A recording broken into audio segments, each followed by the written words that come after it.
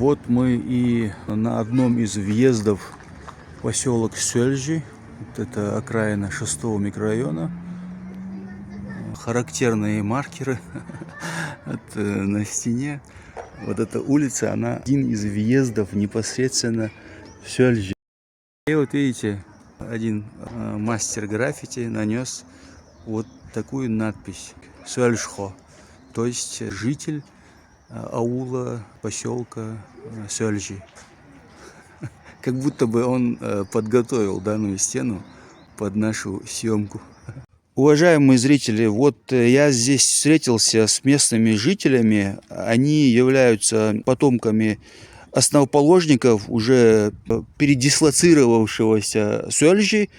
Это уже последнее место стоянки. Мне предоставили фото их предка данного семейства. Это чермоевцы. Мацвяхугар уже. В 1938 году репрессированы. Благодарю местных жителей за вот такое вот содействие, предоставленную информацию из семейного архива.